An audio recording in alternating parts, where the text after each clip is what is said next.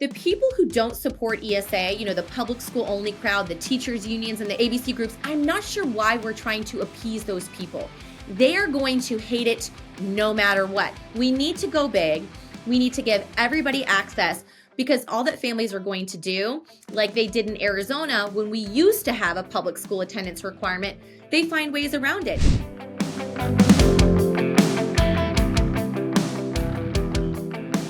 Hello. Welcome again to another episode in the Let People Prosper show. My name is Dr. Vance Ginn. I hope you're having a prosperous day. Well, today I'm delighted to bring on a guest who knows a lot about school choice, about education, empowering parents, and so much more, and just a great person overall. And it's none other than Ginny Clark. Ginny, welcome to the Let People Prosper show. Thank you so much for having me. Well, it's really a pleasure to have you on. I'm excited about our discussion we're going to have today as school choice, this revolution is happening across the country, but we need to be able to talk about the good, bad, and the ugly, and who else better to have on the program than you? So I'm looking forward to it. But before we get into all that, let me go ahead and read your bio for the audience, and then we'll jump right into it. So Ginny is an Arizona native and mother of 5. She knows full well the unique variations in how children learn. They thrive in a variety of different educational environments. Ginny grew up in Arizona, attended a local district from kindergarten through 12th grade, and then continued on at the University of Arizona and received a BSBA in business economics. Today, she utilizes a variety of schooling options for her own family and loves sharing with her other families about their options and helping them find the right fit for their kids. That's what inspired Love Your School, which is her group. It's awesome. Ginny wanted to create an avenue for families and schools to share more about the amazing ways Arizona kids are learning, growing, and loving their education, whether they in a district, charter, private, online, homeschool, all the schools, all the education. It's awesome. In addition to founding Love Your School in 2019, she is a member of the Arizona State Board of Education, a partner at First Day PR, and a national speaker for parents and school choice. So, with all that great stuff going on, Ginny, let me go and ask you the first question I do all the guests. What motivates you to do what you do every day? My own children, They motivate me. And I think every parent out there can totally relate to that. It's like, why do you go to work every day? Or why do you stay home and love on your kids all day and raise them up? It's because you love your kids and you want them to have more than probably what you had growing up. And so that is my biggest motivator at Love Your School is my own children. And in our work at Love Your School, we help families navigate all of the education options that are available for them. As you mentioned in my bio, whether that's a district school, a charter school, all the way over to, home educating families utilizing an education savings account. We want families to have what's best for their kids because we know that every parent, that's the most important thing on your mind is your children and their growth and their health and their education. Amen. Amen. I love it. And so like in 2019, what got you interested in creating this new thing? I mean, were you finding like there were gaps and there were shortcomings and that we needed to do something, or what really got you going? So I was one of those homeschool moms who was educating my kids the best that I knew how. And I feel like I was doing a pretty good job. I mean, I got a college degree, I got a master's, but my 2 oldest boys were still struggling to learn how to read. And so a friend told me, hey, you can get your kids evaluated at the local public school. It's federal law. It's called child fine. So we went through that process. And at the end of it, they said, no, we don't think there's really anything here. We just think it's, lack of a proper education. And my husband and I looked at each other and we laughed. And we thought, is that like a dig? Because I'm a homeschooling mom. Right. And so we exercised our rights to get a private evaluation and found out that both of our boys at that time had severe dyslexia and dysgraphia, which has to do with handwriting. Yes. And so we navigated that process. We got a diagnosis of dyslexia. We finally found ourselves on our state's education savings account, which back then was only for kids that, had special education qualifiers, military families. We had to jump through so many hoops, but we ended up on the ESA and it totally changed our lives. And I decided to start Love Your School because I thought that process was so hard. We barely made it through that we need to help other families navigate this process. Awesome. Awesome. And, something about the dyslexia and what do you call it? Just What's the other one? Dysgraphia. Yes. Yeah. So we thought one of our kids had that here recently, and it's interesting. You go through all the testing and everything else. Like, did you notice that anything that maybe was going on in that direction before you had that testing done?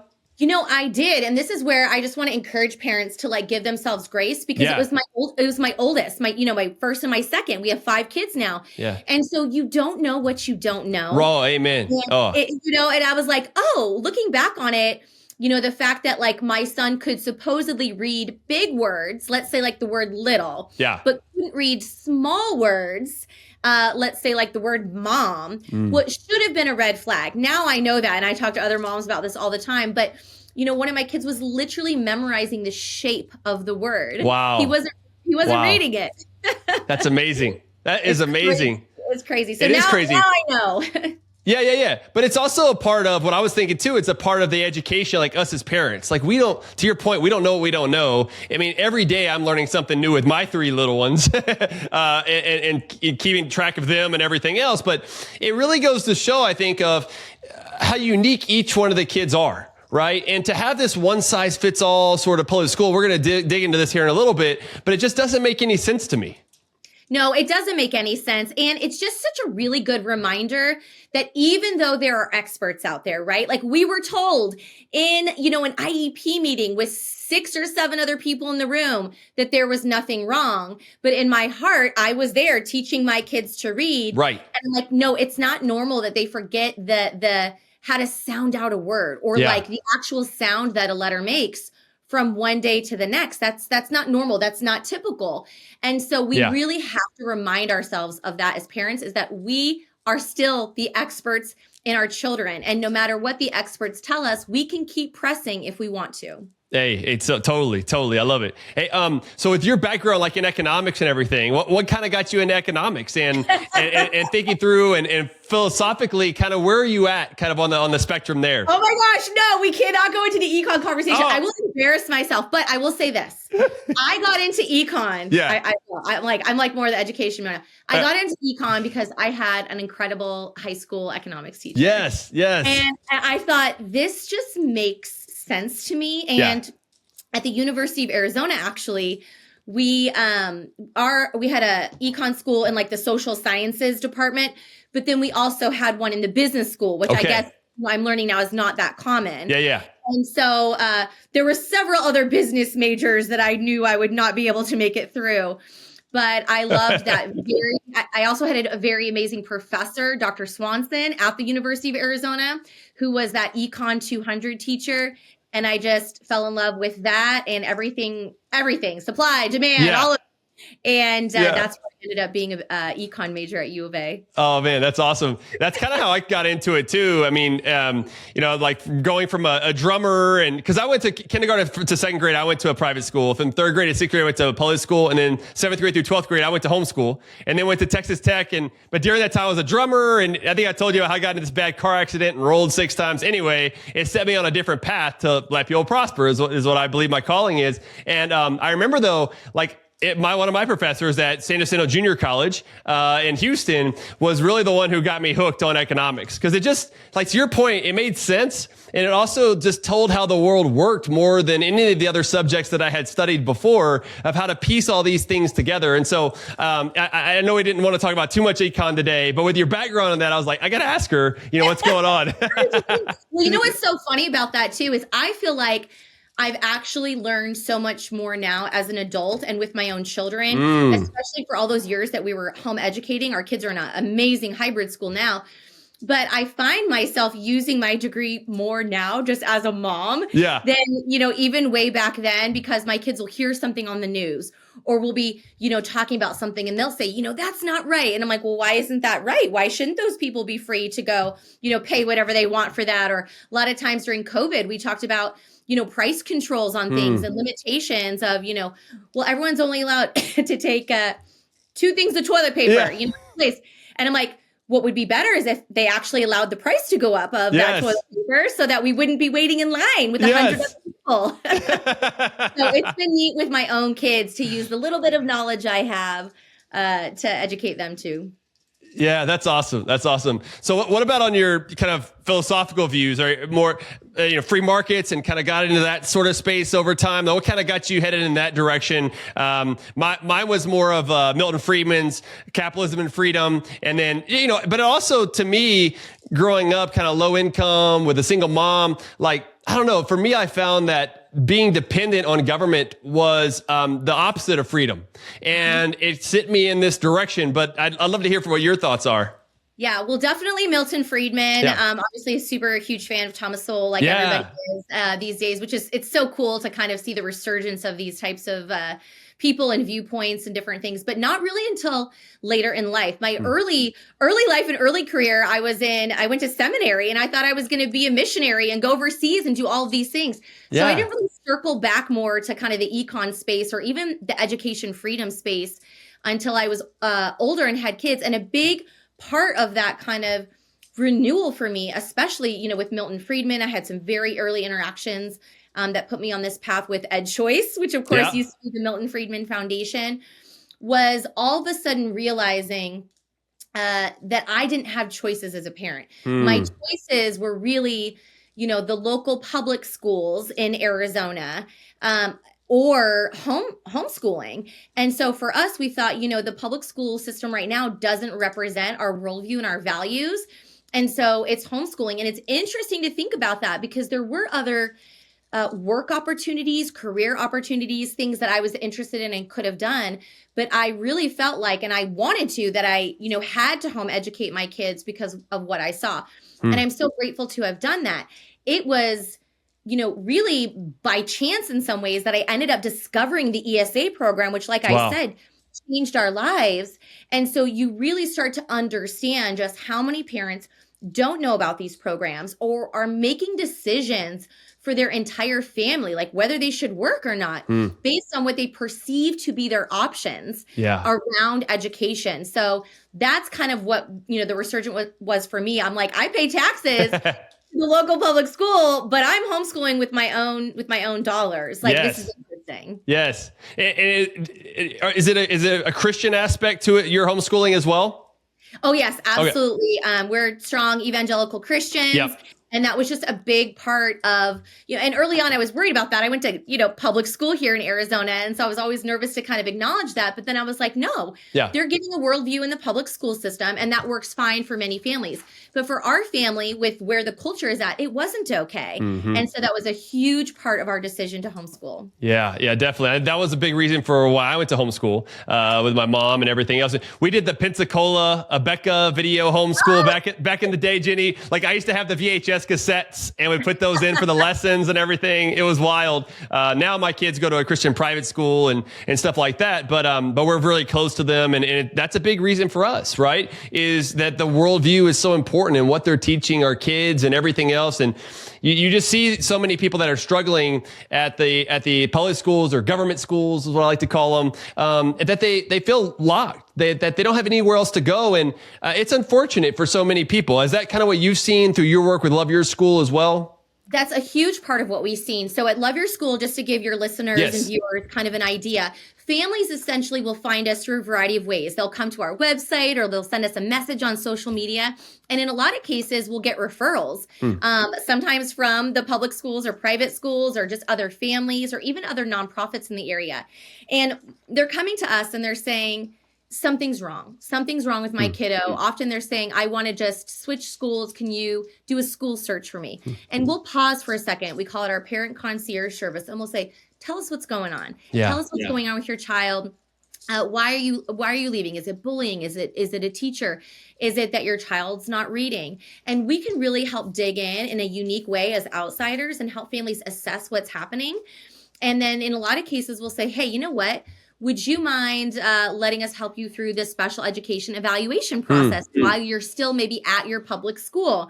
And then once we know what's going on, we're going to be far more equipped to help you, let's say, stay at that school or maybe get on an ESA and have maybe more funding. All these different potential things that we can do for families once we know a little bit more about their child. And so that's kind of, I guess, why we've gotten kind of big and kind of popular is that we are just helping families every single step of the way when it comes to their child's K-12 education. So we absolutely love what we do, and we're just so grateful that families come to us and trust us with those challenges that they're facing with their kids. Well, yeah, no, that's great. I'm so glad you're able to help so many families that are out there who have these different needs. It's really important. So when did ESAs really get started? Like, what was the big thing that got Arizona going? I mean, that's the first spot. What have you seen kind of transpire over the years as we get into education freedom?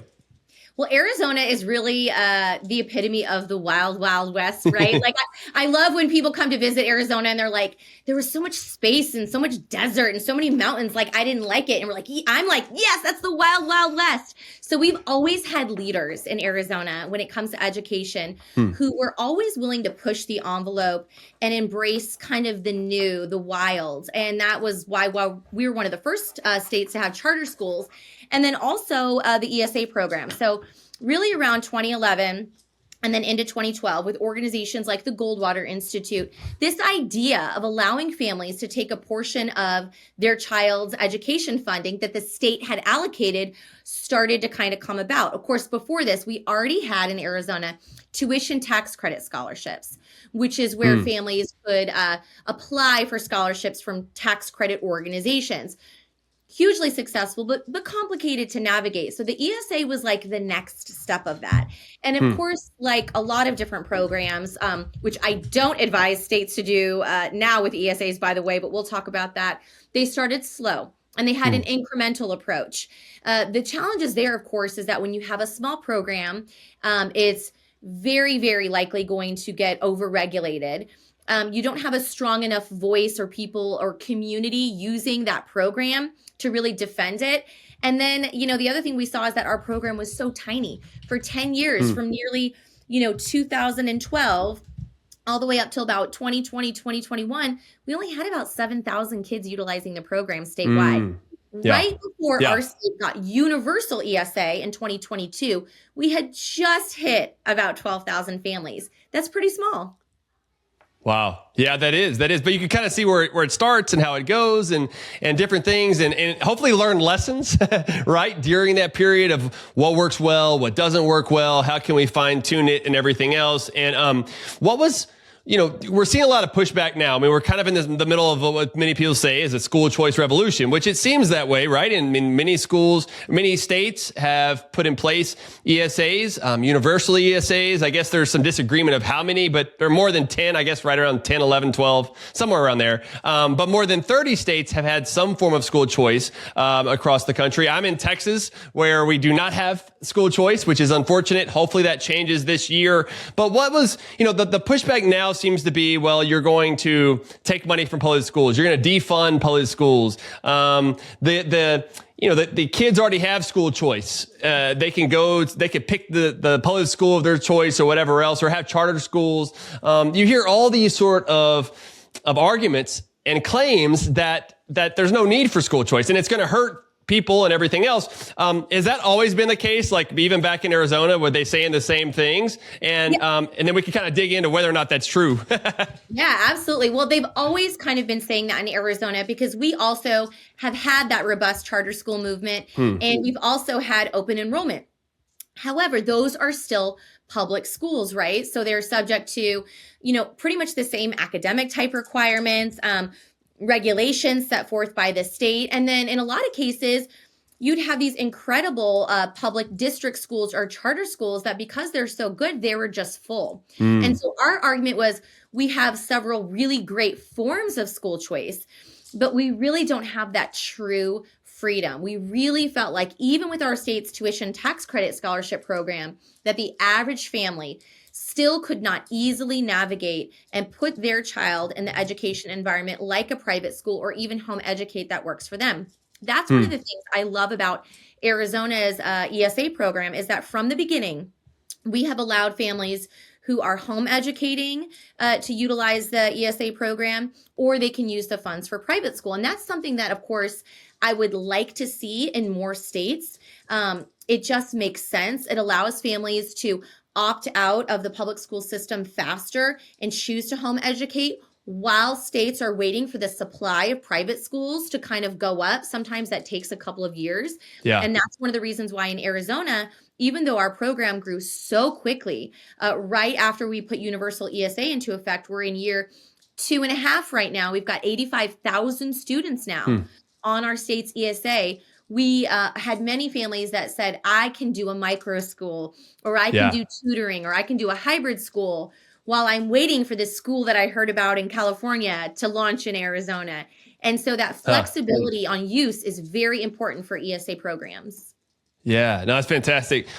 One thing too, maybe for the audience and for us to discuss is, there's been this discussion about like vouchers, because they'll often say, well, it's a voucher, and then use that as a derogatory word to put down any form of school choice. And, look, Milton Friedman, my favorite economist, he talked a lot about vouchers, and if you read Free to Choose, there's a whole chapter in there that people should go out and read and check out. And, when you read this stuff, and vouchers is basically where you take the money. Let's say it's $10,000 for the money that's going to the public school. You take that, and it goes, you don't get the money, but the state will send it to a private school. And so it's really from one institution to another, which is a form of voucher.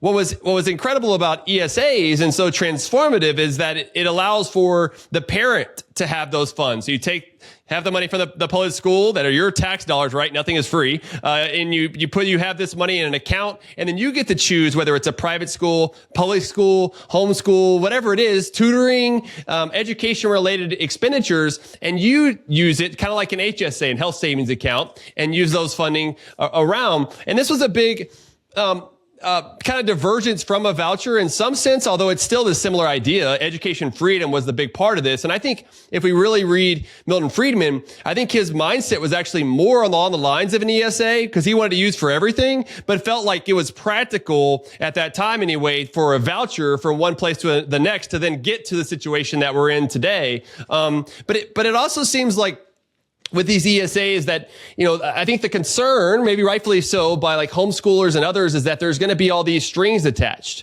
and it might create a situation where the state is going to be telling them what to do. And look, as a limited government, classical liberal person myself, I'm also hesitant to that. But what do you say to people who are concerned about that sort of situation? Such a great topic of conversation. Thanks for bringing that up. So Arizona, we really like to use ourselves as the example, especially for those states that rightfully so want to protect their traditional homeschoolers who do not want to, want to have as little as possible regulation from their state government. Of course, we know lots of states have pretty strong regulations on homeschoolers, but Arizona does not. We're one of the few states that has very little regulation of homeschoolers. You have to sign an affidavit that you're educating your child in 5 subjects, and that's it. You never have to report anything else. So what we did in Arizona, the original crafters of the ESA law, is they made sure that they put the ESA program in a completely separate legal category from homeschoolers. So there is a very clear legal distinction between homeschoolers and what we call home educating families with an ESA. But the other point that I like to bring up, especially since more states are passing ESAs and homeschoolers are concerned about, it causing more regulations on them, we say a few things. One, nobody's going to force you to go onto an ESA, right? It's your choice. And if Arizona ever had additional or new regulations for home educating families using the scholarship, you would see a lot of families leave. But we've protected our traditional homeschoolers, and we're protecting those families home educating on an ESA. And one of the things I love to share is that there have been no new regulations on homeschoolers in Arizona for the 12 plus years that we have had an ESA program. So I get that there's a lot of concern and question, but I really like to look at facts and the data around this, and we have not seen any new regulations. Now, we always have to battle back hostile legislation for homeschoolers, but we had to do that before ESA.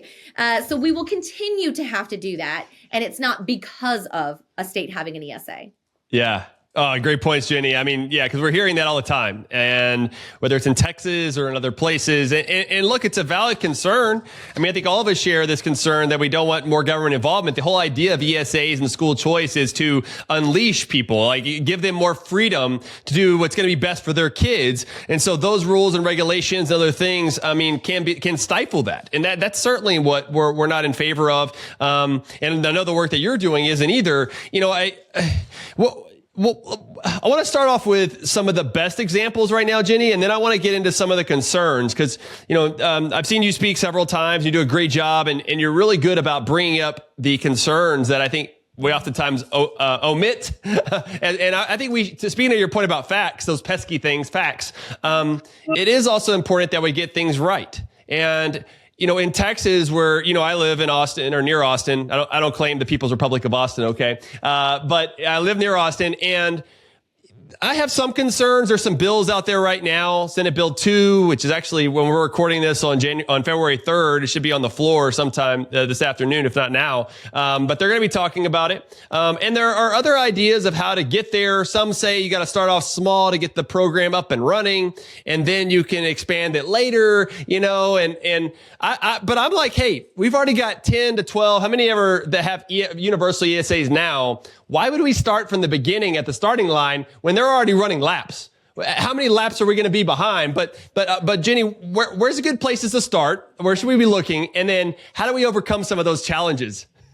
Well, yeah, that's a great question. I am not a fan of the implemental approach, although I understand why we had to do that in Arizona.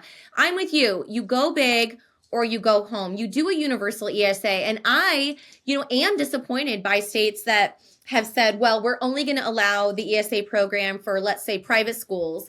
And you have to be a switcher. Like, you have to be leaving the public school system in order to jump on the ESA. If you're, already home educating, or you're already in a private school that you don't have access. Arizona didn't do any of that because they recognized that there are families already in private school that are struggling to pay for their children's education. There are families who are already home educating who would benefit from the full amount of an ESA. And when you give them those funds and you give them that control of those dollars and that flexibility in the form of an education savings account, they are able to more quickly adapt and launch new options. I give a million examples in Arizona of how we have, primer micro schools, KaiPod, Prenda micro schools, our kids, hybrid school, all these new things happened because we very quickly gave everybody the same access. And so that's really my encouragement. Some states are doing this, the first year you have to have this income level and a special need. And then the next year we'll open it up and the income level goes down. And the next year, those types of things are very difficult for parents to track. Yeah. It's very difficult for a new school option to want to launch because they really don't know if there's going to be enough families that are going to be able to afford whatever it is they have to offer. Yeah. And it just makes the program confusing. So all of those regulations stifle the program before it's even been passed. Right. And we got to avoid doing that. Now, I get the naysayers. I get the folks that are concerned. But here's the reality.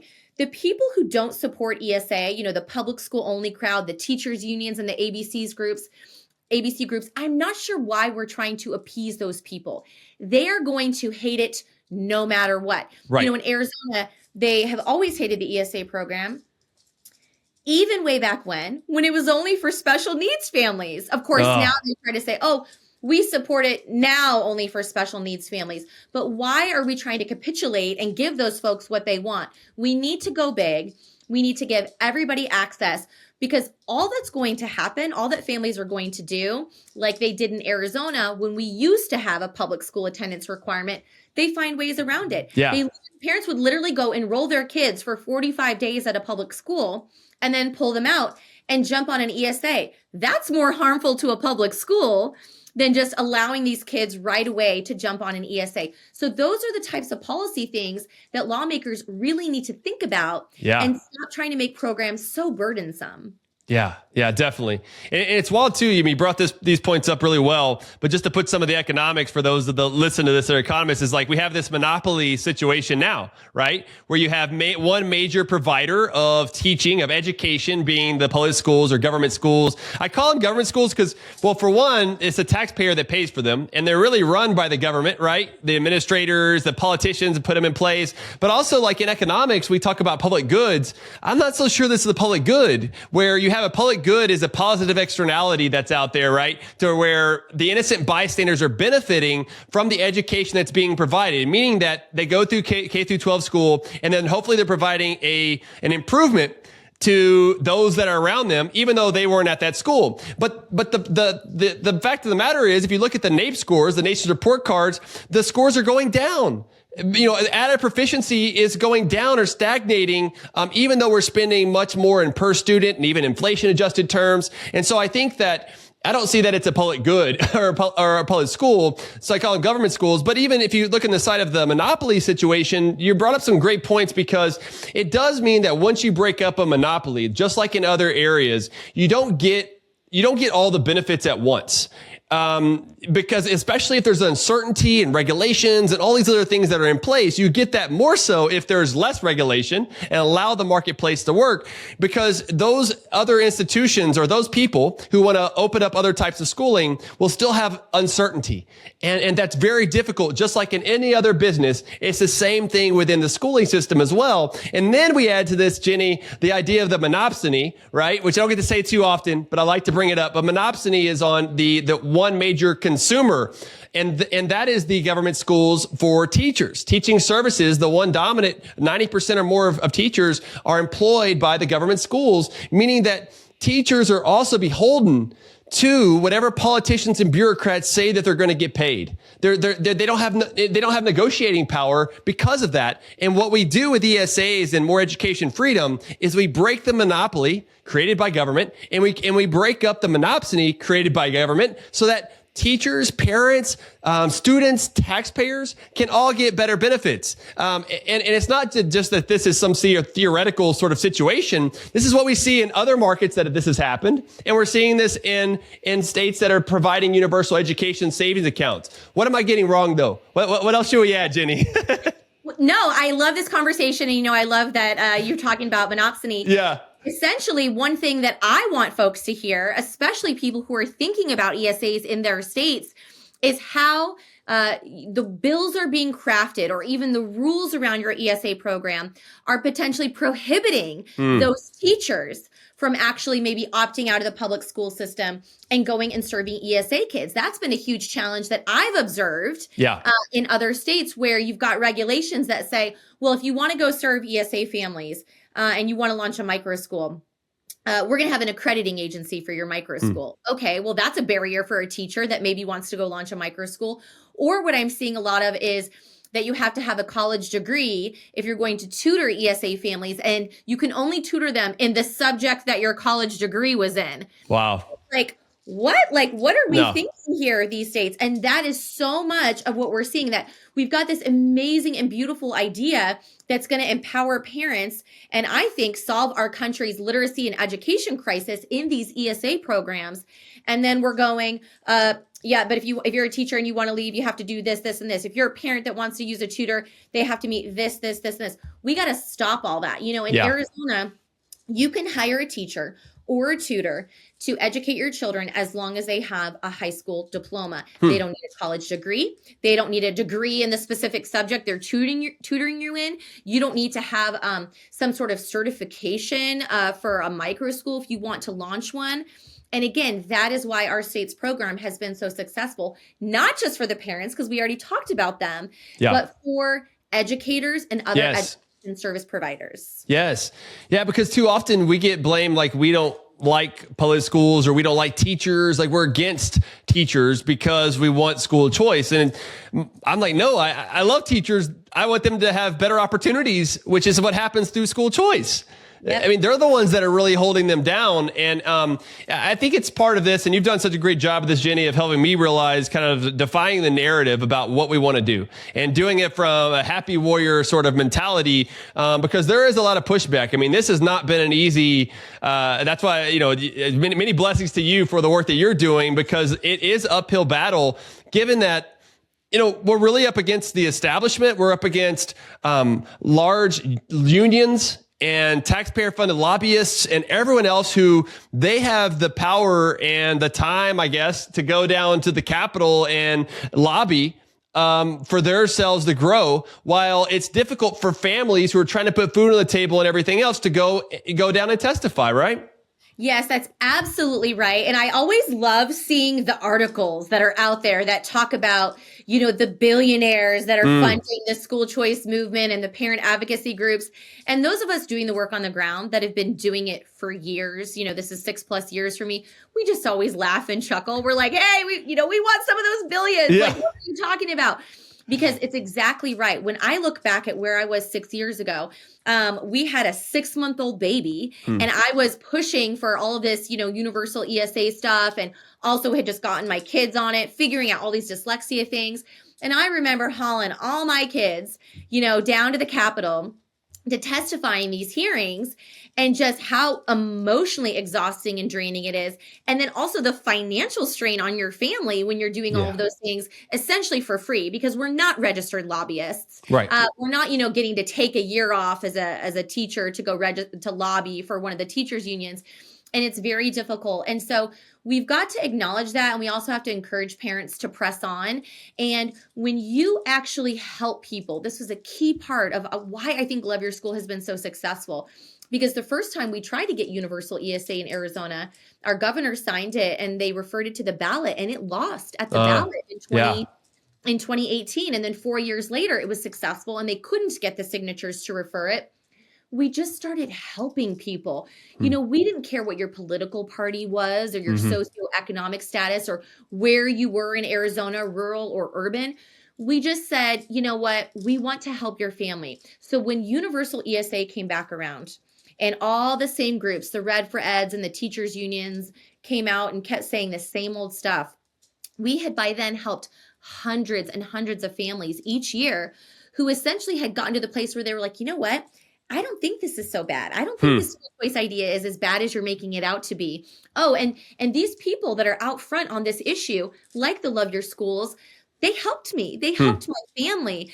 And we think that was just a key piece. So I say that because for parents and folks on the ground, especially for policy organizations that may hear this, doing this absent of those on the ground parents, they may have an organization or they may not. It is absolutely critical to the success of the bills and of the program implementation, even if you get it passed. Yes, totally agree. It's so important. I mean, it's been a part of this. This has really been what I think is a grassroots movement, and it's happened over time. And you have some politicians that are really leading the way. You have, look, we've also had some big elections to where there's been, they don't vote for school choice. Well, we're going to put that on the ballot basically, and we're going to have an election. We saw that in Texas on the primaries, where the primaries went for the Republicans against the Republicans, the incumbents, which doesn't happen. They won against the I was watching. It was crazy. Yes. And they won mainly because of school choice. Now, there are other issues. People say the Kim Paxton impeachment and other things that were going on, but the big issue was really school choice. And then in November, that happened again. And so it's extraordinary opportunity for so many people across the country. And I think we've been able to highlight some of the concerns, right? Like, don't overregulate it. Try to make sure everyone is eligible. I would like to highlight, like, one thing that I haven't liked so far, Jenny, is that I've seen states will plus up pub ed at the same time that they create the ESA program. And so now you have as a fiscal hawk, you have both of them growing. And some people say, well, yeah, but if we allow it to where that money goes straight to the ESA and doesn't go to the public school, then we are defunding public schools. And I said, no, we're not. We're not defunding them. The parents are choosing where to send their kids with the tax dollars that would otherwise go to a public school where they're not going. And so why do they need to service more people? But that's really tough, I think, politically, because they need to feel like they could still win some of those votes. What say you? Politically, but we didn't do that in Arizona. Okay. And the argument that I always tried to make is, one, obviously, as legislators in your respective states, that is something that you're going to think about. But you've got to have courage. You've got to have guts when it comes to this. You've got to look at the numbers. And I always like to say, if a kiddo transfers to another Arizona public school, we don't expect that the prior public school would get to keep the dollars for educating that child and the new school, right? Like we've never said that that's acceptable or okay in the past. So why would we all of a sudden do that just because the child is leaving, let's say, for a private school and using an ESA? We've never done that. The money in many ways has always followed the child. If the family moves to a different district or even moves out of state, we shouldn't be saying, well, the school still gets to keep, the money for a year because that kid moved out of state. No. And that is what is good. That is basic economics. That is what is good because it forces the school to stop and do a variety of things, right? One, manage their dollars better. Two, wonder why these families are leaving. Is it just because they're moving or other things, or are they not happy with the product at that public school? So there's lots of different reasons why I am totally against us, doing these balloon package handouts to public schools just to get our ESAs passed. Yes. Well, I hope that that's the direction we can go. In Texas, I've done some research on this, is that we have $95 billion we're spending per year. It's about $17,000 per student. If we took that money, and that's for 5.5 million kids, if you took that money and then gave them an ESA of $12,000, let's say, which would cover the median private school tuition of $11,800, so we could get that out of the way, and you move it over for all 6.3 million kids instead of 5.5 times 12,000 is 75 billion. So we could be saving $20 billion a year, or plussing up the amount that you want to give to ESAs, and move to a different system, moving away from the school finance formulas that are arcane, they're complicated, they create them to be this way so that they can manipulate the money of where they're going to go. But it also would mean, to your point, which is such a great point, is that it forces the public schools to also improve. I mean, the research on this is pretty clear that the public schools also improve around them for student outcomes because there's actually competition in the marketplace and not a monopoly where they can charge higher prices and get lower quality. And so I just think that that's just so important a part of this process, Jenny. As we're wrapping up here, and I really appreciate your time today, what are some of the other key things that you want to make sure that either we reiterate what we've already said, or some other things that we really need to be aware of? And then where's the best place to find you? Yes, absolutely. So a couple of the key policy things that I am just a big fan of when it comes to ESAs, number one, like I mentioned, that there's no public school switcher requirement, that those programs are accessible to homeschooling families so they can home educate with an ESA, and to current private school students. One, making sure that we allow families to use the money for not just private school, for other, alternative educational options. Lots of flexibility when it comes to tutors or educational goods and expenses. Three, I really think Arizona's programs is one of the best, also because we have ours on an escalator, in the sense where if your child does have a special need, let's say autism, in Arizona, you get 90% of whatever the state funding is. So our base ESA award amount is around $7,500. But it can go up to $30,000 per year. Again, that's only 90% of what the public school was getting. And a lot of families who have a student with an autism diagnosis go, my kid wasn't getting that amount in services or education in the traditional public school system. And so I really think states should consider those escalators. It makes it easier and better for families who have a student with a disability.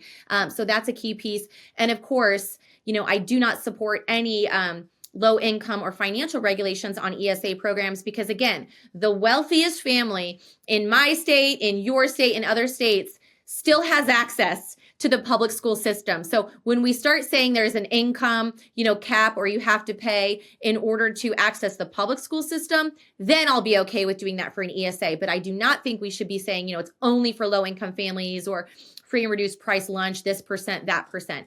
So those are my key things on just very high level, ESA policy stuff. And you can find me at loveyourschool.org. We're also on X, and Instagram is a big place that Love Your School hangs out and connects with families. I do a lot of videos at Love Your School AZ on Instagram. And you can find me on X as well. It's Clark Rimza. So I'd love to connect with any of your listeners. Yeah, no, that's awesome, Jenny. Thank you for all your work you're doing. And I'll be sure to put all this in the show notes page as well. But I really appreciate the time today. It's been a great discussion.